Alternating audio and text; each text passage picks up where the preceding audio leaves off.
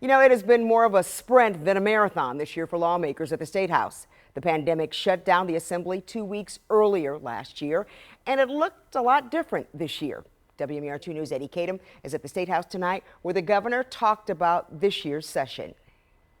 It's been a very different 90 days of this legislative session, and the lawmakers here are proud of the work that they've been able to get done despite the pandemic.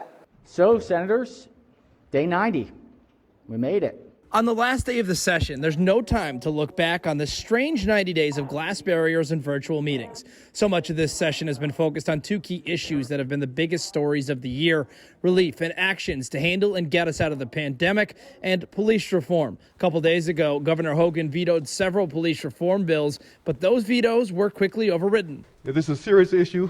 I tell you, I'm so proud of this body.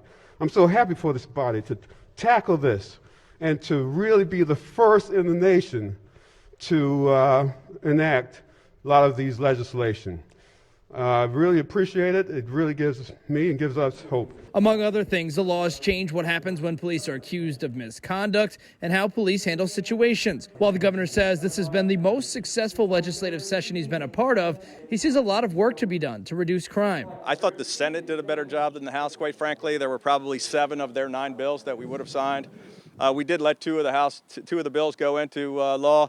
The other 3, there actually had some things in there we liked. I've been a huge proponent of body cams for quite some time, and there are a number of other, I think, worthwhile goals in the bill, but a couple of the provisions in there are pretty dangerous, and I think are going to put police officers and civilians' lives at stake, and I'm fairly certain they're going to have to come back and make some changes to those before the next session. Usually at the end of sine die, there would be balloons being dropped and confetti, but like so many things that was lost this year because of the pandemic, they will be back in 90 days for the start of next session. Reporting at the State House, Eddie Kadam, WMAR 2 News.